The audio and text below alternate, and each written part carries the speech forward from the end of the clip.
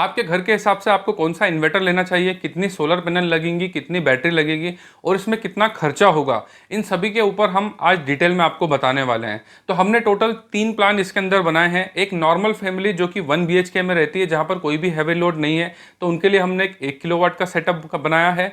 उसके बाद में एक मीडियम फैमिली जहां पर थोड़ा बहुत हैवी लोड है, उनके हिसाब से हमने एक 2.2 किलोवाट का सेटअप बनाया है। उसके बाद में एक ऐसा परिवार जहां पर लगभग 1 या 2 AC और हैवी लोड चलते हैं, उनके हिसाब से हमने एक 4 किलोवाट का सेटअप बनाया। तो इस तरह से टोटल हमने 3 प्लान बनाए हैं। इस वीडियो को देखने के बाद में आपको भी बहुत अच्छे से समझ में आ जाएगा कि आपके घर के हिसाब से आपको इसमें से कौन सा प्लान लेना है। तो सबसे पहले हम स्टार्ट करेंगे एक नॉर्मल 1 BHK की फैमिली के लिए 1 किलोवाट का सोलर सिस्टम किस तरह से होगा और उन्हें क्या क्या लगाना होगा और क्या क्या चलेगा। जैसा कि आप स्क्रीन पर देख रहे हैं, प्लान ए में हमने 1 किलोवाट का ऑफ ग्रिड सोलर सिस्टम तैयार किया है, जो जिसमें कि इन्वर्टर जो यूज किया जाएगा वो होगा 1400 VA का, और ये एक सिंगल बैटरी वाला सेटअप है। मतलब कि इस पूरे सेटअप में सिंगल बैटरी वाला इन्वर्टर लगेगा जो कि 1400 VA का होगा, और वाट में यदि हम बात करें तो लगभग ये 900 से 1000 वाट तक, मतलब 1 किलोवाट तक का पूरा लोड जो है उठा सकता है। अब जैसा कि हमने ऑफ ग्रिड सोलर सिस्टम की पूरी सीरीज के पार्ट 1 में आपको बताया था कि किस तरह से आप अपने घर का टोटल लोड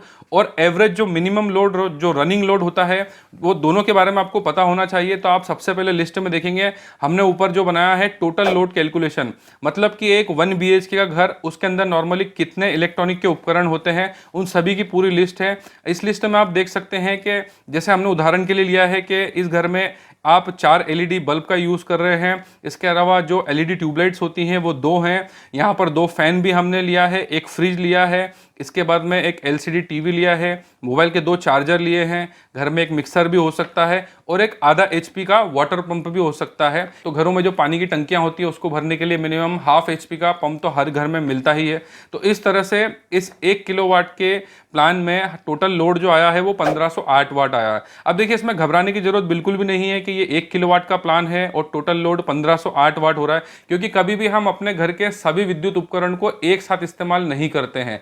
इस वजह से हमने यहाँ पर टोटल लोड कैलकुलेशन किया है। उसके जस्ट बाद में आप नीचे देखेंगे तो यहाँ पर एक एवरेज लोड कैलकुलेशन का भी बना हुआ है। इसका मतलब ये होता है कि किसी भी घर के अंदर कुछ ऐसी चीजें होती है जो कंटिन्यूसली ऑन रहती है। फॉर एग्जांपल, फ्रीज हमारे घर पर हमेशा चालू रहता है।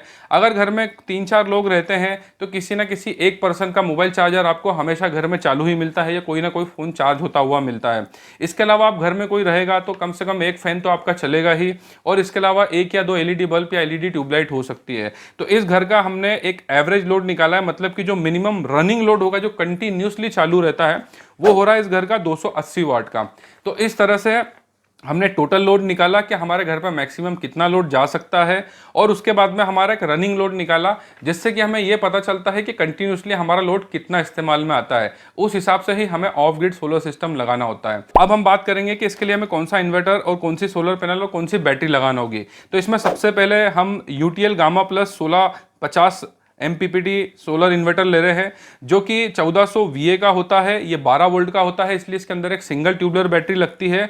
और इसके अंदर यदि हम बात करें तो सोलर पैनल आप मैक्सिमम इसमें 1500 वाट तक की कनेक्ट कर सकते हैं। अब आपने लिस्ट की स्टार्टिंग में ही देखा होगा कि टोटल लोड जो है हमने 1500 वाट इसीलिए दिखाया था, उस हिसाब से हमने इस इन्वर्टर को सिलेक्ट किया। देखिए, और भी ऐसे ब्रांड हो सकते हैं जिनके अंदर आपको इस तरह का 1400 या 1500 VA का इन्वर्टर मिल सकता है। हम ये नहीं कहते कि आप UTL का ही परचेस करें, और भी बहुत सारे ऐसे ब्रांड हैं जो इसके आसपास के हो सकते हैं। ये देखिए, हम एग्जांपल के लिए बता रहे हैं। यदि आपके घर के आसपास कोई इतने कैपेसिटी का किसी अदर ब्रांड का कोई इन्वर्टर मिलता है तो आप उसे भी परचेस कर सकते हैं। ऐसा नहीं है कि हम जो इसके अंदर सजेस्ट कर रहे हैं वही आपको लेना है, मतलब इसके आसपास का आपको लेना जो कॉन्फ़िगरेशन हमने आपको बताया। अब इसमें आप देख सकते हैं UTL गामा प्लस का जो 1650 MPPT सोलर इन्वर्टर है, इसमें 1500 वाट तक की सोलर पैनल आप लगा सकते हैं।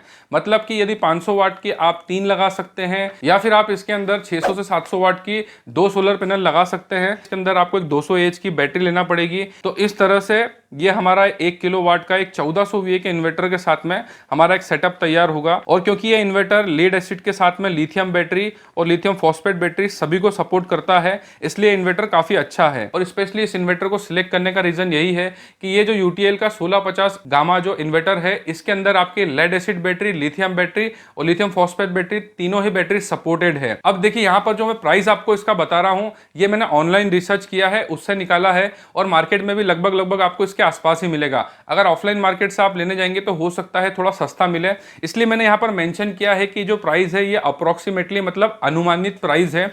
ये ऑनलाइन जो भी जितने भी इन्वर्टर सोलर पैनल जिनका मैंने ऑनलाइन रेट ट्राई किया और ऑफलाइन में भी मैंने देखा, ऑफलाइन में थोड़े कम में मिल जाता है, ऑनलाइन में थोड़ा ज़्यादा में मिलता है।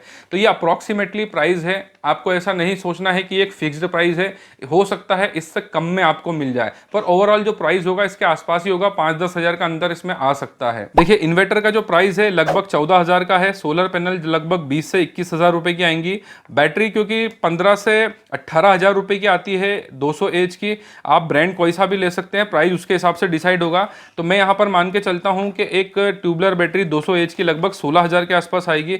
स्ट्रक्चर और इलेक्ट्रिक के बाकी जो कंपोनेंट जैसे वायर वगैरह, एसीडीबी, डीसीडीबी जो भी है, ये लगभग आपके 8,000 रुपये में आ जाएंगे, और ट्रांसपोर्टेशन और इंस्टॉलेशन लगभग 3,000 रुपये के आसपास।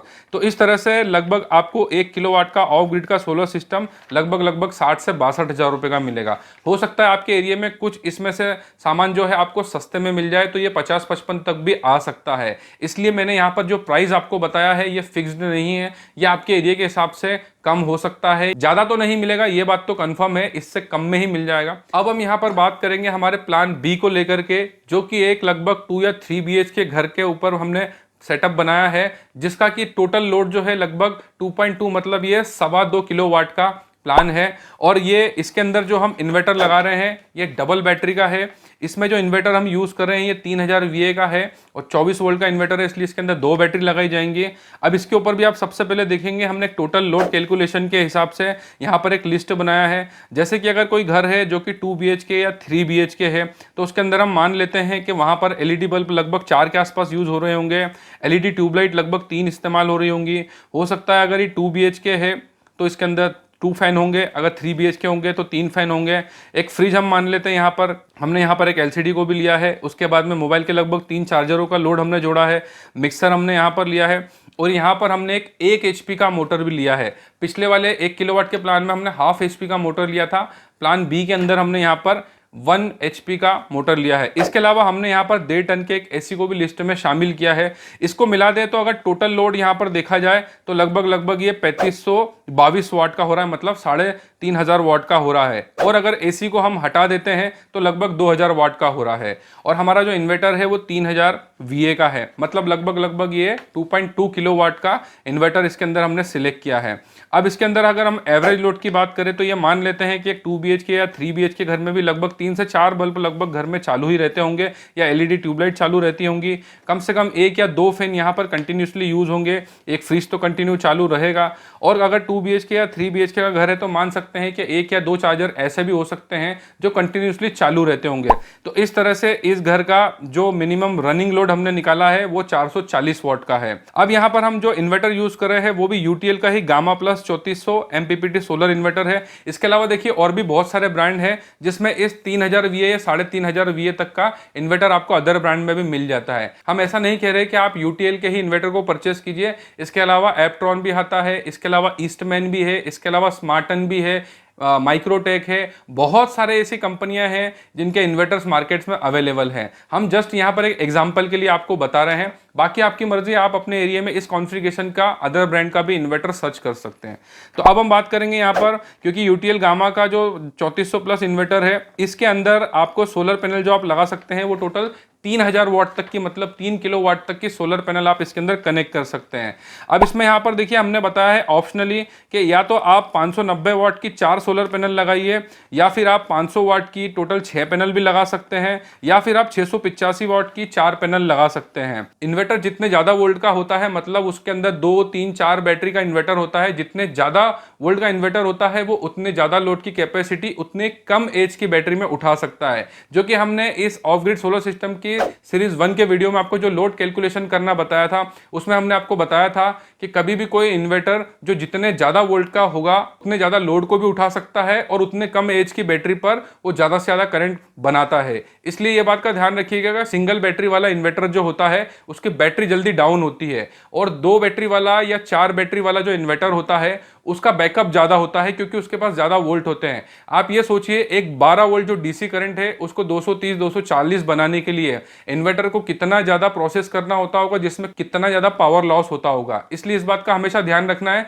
कि आपको जितना ज़्यादा हैवी लोड का यूज़ करना है उतने ज़्यादा ही वोल्ट का इन्वर्टर आपको लगाना होगा। तो यहाँ पर हमने क्योंकि 24 वोल्ट का जो इन्वर्टर सिलेक्ट किया है यूटीएल का, ये 3000 VA का है, जो कि लगभग 2.2 किलोवाट तक का लोड कंटिन्यूसली नॉन स्टॉप जो है चला सकता है। अब हम यहाँ पर बात कर लेते हैं कि इसका प्राइस क्या होगा। यूटीएल गामा प्लस का जो इन्वर्टर है ये आपको ऑनलाइन में लगभग 21 से 22 हज़ार रुपये का मिलता है, और ऑफलाइन मार्केट में आपको लगभग ये 20 से 21 हज़ार का मिल जाता है। ऑनलाइन में तो क्योंकि थोड़ा महंगा ही होता है, तो मैं ऐसा नहीं कहता, अगर आप ग्रामीण क्षेत्र से हैं तो आपको ऑनलाइन ही ऑर्डर करना होगा या सिटी एरिया में जाकर के परचेस करना होगा, और अगर आप सिटी एरियाज में हैं तो कोशिश कीजिएगा कि आप डिस्ट्रीब्यूटर से ही इसको परचेस करें।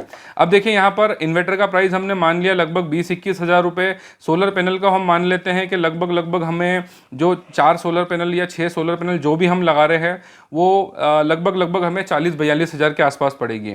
और बैटरी की यदि बात करें तो हम 16 हज़ार की एक बैटरी मानते हैं, तो 2 बैटरी लगभग हम 32 हज़ार का मान लेते हैं। ये भी आप अगर किसी सस्ते ब्रांड का लेंगे तो ये कम प्राइस में मिल जाएगा, अच्छे ब्रांड का लेंगे तो इससे ज़्यादा प्राइस का हो जाएगा। स्ट्रक्चर और बाकी इलेक्ट्रिकल मटेरियल्स की बात करें तो ये लगभग आपको 10 से 12 हज़ार रुपये में हो जाएगा। ट्रांसपोर्टेशन और इंस्टॉलेशन चार्ज लगभग 4 हज़ार। इस तरह से आपको लगभग 2.25 किलोवाट का ऑफ ग्रिड का सोलर सिस्टम लगभग 1,10,000 रुपये का पड़ेगा। अब इसमें कीमत आप ऑफलाइन मार्केट में सर्च करेंगे तो हो सकता है 10 से 20 हज़ार रुपये कम में भी आपका ये काम हो सकता है। 90 हज़ार या 1 लाख रुपए तक आपको इसमें लग सकता है।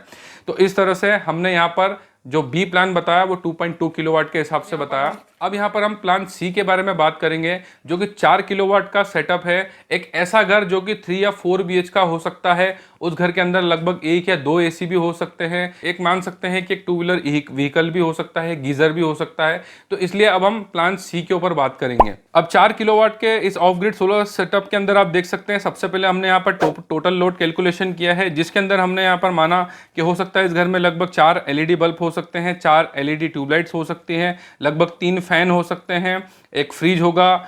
उसके बाद में LED टीवी भी हमने यहाँ पर 2 सिलेक्ट किया है। यदि यहाँ पर 3 या 4 BHK है तो लगभग 2-3 LCD हो सकती हैं। उसके बाद में हमने यहाँ पर 3 मोबाइल चार्जर को लिया है, एक मिक्सर को लिया है, 1 HP का एक वाटर पंप को भी लिया है, एक 2000 वाट के गीजर को लिया है, और एक 1.5 टन के AC को भी लिया है। अब देखिए, अगर आप ऑफ ग्रिड सोलर सिस्टम का इस्तेमाल कर रहे हैं और आप AC को ज़्यादा लंबे समय तक चलाना चाहते हैं या रात में भी ऑफ ग्रिड पर चलाना चाहते हैं, तो आपको कम से कम 5 स्टार रेटिंग का AC लेना होगा, जो कि कम से कम पावर का कंजप्शन करता है। इस बात का आपको ध्यान रखना है। अब देखिए, यहाँ पर जो टोटल लोड यहाँ पर आ रहा है इस घर का, ये 5666 वाट का आ रहा है। और वहीं हम इसका मिनिमम रनिंग लोड की अगर बात करें तो इसके अंदर हमने मान लिया कि इस घर के अंदर लगभग 3 LED बल्ब या 2 LED ट्यूबलाइट्स, 2 सीलिंग फैन और फ्रिज आपका, उसके बाद में मोबाइल के चार्जर हमने 3 मान लिए। इस तरह से यहाँ पर इस घर का जो मिनिमम रनिंग लोड है वो 538 वाट हो रहा है। और इसके लिए जो हमने सेटअप यूज़ किया है उसमें हमने यहाँ पर एक लुमिनस का इन्वर्टर लिया है, जो कि 5000 VA का है, क्योंकि इन्वर्टर के पावर फैक्टर के हिसाब से KVA और वाट में डिफरेंस होता है, जो कि हमने आपको पार्ट 2 के अंदर डिटेल में बताया था। तो इस तरह से हमने यहाँ पर जो इन्वर्टर लिया है वो 5000 VA का है, और ये इन्वर्टर जो है ये 48 वोल्ट का है। इस वजह से अगर आप लेड एसिड बैटरी लगाते हैं तो यहाँ पर आपको 4 बैटरी का इस्तेमाल करना होगा। वहीं पर आप लिथियम या लिथियम फॉस्फेट बैटरी का यूज़ करेंगे तो एक सिंगल बैटरी में काम हो जाएगा। और इस इन्वर्टर की अगर हम VOC के हिसाब से बात करें तो इसके अंदर आप 620 वाट तक की 8 पैनल को लगा सकते हैं, और 590 वाट तक की भी आप के अंदर लगभग 8 पैनल को लगा सकते हैं। और तीसरा ऑप्शन में यहाँ पर लिखा नहीं है, पर मैं आपको बता देता हूँ, 500 वाट तक की यदि आप 10 पैनल को लगाते हैं तो आपका पूरा 5000 वाट का पावर जनरेशन होगा। लेकिन इसमें ज़्यादा हमें टेंशन लेने की ज़रूरत नहीं है, जैसा कि प्लान ऑप्शन 1 में और ऑप्शन 2 में आपको 49-60 वाट दिख रहा है, और इसमें 4720 वाट। जो सोलर इन्वर्टर होते हैं ये सभी MPPT होते हैं, मतलब मैक्सिमम पावर पॉइंट ट्रैकिंग करते हैं, जिस वजह से इसमें 20-25% तक का बूस्ट आपको देखने को मिलता है। तो उस वजह से यदि हमारा 5000 VA का इन्वर्टर है, इसमें अगर हम सोलर पैनल 4500 वाट तक की भी लगाते हैं तो जो 20-25% तक का जो MPPT बूस्ट मिलता है, उससे हमारा ओवरऑल 5 किलोवाट तक का ही पावर जनरेशन होता है। इसके बाद में बैटरी की यदि हम बात करें तो हमने यहाँ पर मान लिया कि 12 वोल्ट की 200 AH की हम 4 बैटरी का इस्तेमाल कर रहे हैं। अब इसकी प्राइसिंग की हम बात कर लेते हैं। मैं यहाँ पर देखिए इसका एक ओवरऑल आपको प्राइस बता रहा हूँ कि एक 5000 VA का जो इन्वर्टर है लगभग हमको ये 45,000 के आसपास मिलेगा। सोलर पैनल की यदि हम बात करें लगभग आपको 70 से 72,000 रुपए की मिलेगी, हो सकता है आपके एरिया में इससे कम में भी मिल जाए। और अगर हम 16,000 के हिसाब से एक बैटरी मानते हैं तो 4 बैटरी लगभग आपको 64,000 रुपए के आसपास पड़ेंगे। स्ट्रक्चर और बाकी इलेक्ट्रॉनिक का मटेरियल जैसे wiring, DCDB, ACDB, MCB, SPD ये सब मिला लेते हैं तो ये लगभग आपको टोटल 15,000 के आसपास आपको मटेरियल मिल जाएगा स्ट्रक्चर के साथ में। और इसके बाद में इंस्टॉलेशन और ट्रांसपोर्टेशन को हम 10,000 मान लेते हैं। तो इस तरह से ओवरऑल इसका एक जो प्राइस निकल रहा है ये 2,06,000 निकल रहा है।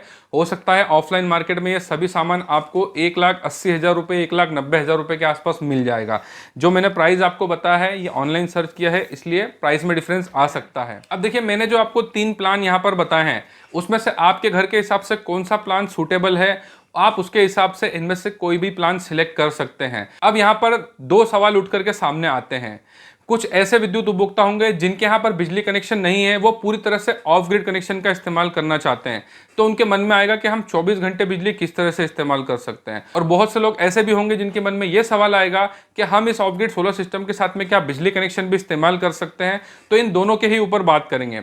सबसे पहले हम बात करेंगे कि यदि आपके यहाँ पर ग्रिड कनेक्शन भी है और आप इस तरह का ऑफ ग्रिड सोलर सिस्टम ला करके अपने बिजली के बिलों को कम करना चाहते हैं तो क्या ऐसा हो सकता है? तो बिल्कुल हो सकता है। आप अपने बिजली कनेक्शन के साथ में भी ऑफ ग्रिड सोलर सिस्टम का इस्तेमाल कर सकते हैं। इसमें नेट मीटरिंग की कोई जरूरत नहीं होती है और इसके अंदर आपको सब्सिडी भी नहीं मिलती है, क्योंकि ये जितने भी जो सब्सिडी वाले कनेक्शन होते हैं वो आपको नेट मीटरिंग के थ्रू मिलते हैं और वो ऑन ग्रिड और हाइब्रिड सोलर कनेक्शन के अंदर ही मिलते हैं। क्योंकि ऑफ ग्रिड सोलर सिस्टम हमारी एक पर्सनल प्रॉपर्टी होती है जिससे बिजली विभाग का कोई भी लेना देना नहीं होता है। तो ये हमारा खुद का पर्सनल पावर प्लांट होता है जिससे हम जितना मर्जी उतना इस्तेमाल कर सकते हैं, या पूरा लोड उसके ऊपर दे सकते हैं, या 80-90% हम लोड इसके ऊपर दे सकते हैं। बाकी हम रात के हिसाब से ग्रिड का इस्तेमाल कर सकते हैं, या कुछ हैवी लोड जैसे कि आपके घर में AC लगा हुआ है तो उसको आप ग्रिड पर रख सकते हैं। बाकी पूरे घर का लोड आप ऑफ ग्रिड सोलर सिस्टम पर रख सकते हैं। तो इस तरह से आप बिजली कनेक्शन के साथ में भी ऑफ ग्रिड सोलर सिस्टम का इस्तेमाल करके अपने बिजली को बिलों को 80 से 90% तक कम कर सकते हैं, या 100% तक का भी कम कर सकते हैं।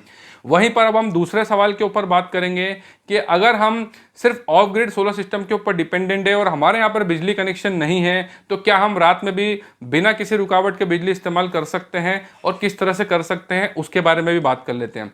देखिए जो मैंने यहाँ पर आपको प्लान बताया है, आपने देखा होगा इसके अंदर मैंने टोटल लोड और एक एवरेज मिनिमम लोड निकाला है। वो इस वजह से ही निकाला है क्योंकि देखिए ऐसा तो कभी होता नहीं है कि हम रात में बिल्कुल भी बिजली इस्तेमाल नहीं करेंगे। फैन भी चलेगा और उसके अलावा कुछ लाइट भी चल सकती है। उसके अलावा दूसरी चीज़ें भी घर पे ऐसी होती है कुछ जो कंटिन्यू चालू रहती है, जैसे RO मशीन भी होती है, वो भी कंटिन्यूसली चालू रहती है। इस वजह से हमने जो यहाँ पर प्लान बनाए हैं उसके अकॉर्डिंग आप सिलेक्ट कर सकते हैं। लेकिन इस बात का ध्यान रखिएगा कि आपके यहाँ पर बिजली कनेक्शन नहीं है और आप पूरी तरह से ऑफ ग्रिड पर डिपेंडेंट होना चाहते हैं तो आपका ऑफ ग्रिड सोलर सिस्टम में बैटरी सिस्टम जो है वो काफ़ी तगड़ा होना चाहिए। जैसे कि आपको 2 किलोवाट की कनेक्शन की रिक्वायरमेंट है तो आपको उससे दुगना सोलर सिस्टम लेकर के रखना होगा यदि आप बिना ग्रिड के, मतलब बिना बिजली कनेक्शन के ऑफ ग्रिड पर 24 घंटे बिजली चलाना चाहते हैं।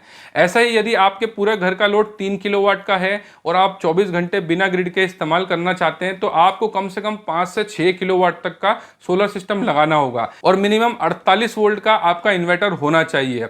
देखिए 3 किलोवाट तक में भी आपको 48 वोल्ट के इन्वर्टर मिल जाते हैं, पर कोशिश कीजिएगा कि यदि आप बिना बिजली कनेक्शन के 24 घंटे बिजली का इस्तेमाल करना चाहते हो और आपके यहाँ पर हैवी लोड है तो उस हिसाब से आपको कम से कम 48 वोल्ट का ही इन्वर्टर लेना होगा। वहीं पर कोई ऐसा नॉर्मल फैमिली है जहां पर कोई हैवी लोड नहीं है, वो रात में सिर्फ फैन और लाइट का ही इस्तेमाल करते हैं, तो प्लान A और प्लान B जो मैंने बताया है इन दोनों से ही आपका घर का पूरा लोड चल जाएगा। पर एक सीधा सा कंसेप्ट है कि अगर आप बिना बिजली कनेक्शन के पूरे घर का लोड 24 घंटे इस्तेमाल करना चाहते हैं तो जितना टोटल लोड आपको एक महीने में रिक्वायरमेंट है उसका दुगना आपको ऑफ ग्रिड सोलर सिस्टम लगाना होगा, तभी जाकर के आप बिना बिजली कनेक्शन के 24 घंटे बिजली का इस्तेमाल कर सकते हैं। एक सवाल बहुत से लोगों के मन में आता है कि यदि हम बिना बिजली कनेक्शन के ऑफ ग्रिड सोलर सिस्टम पर डिपेंडेंट है तो बारिश और ठंड में क्या होगा। देखिए, इसमें कोई प्रॉब्लम नहीं होती है, थोड़ा पावर जनरेशन जो है कम होता है।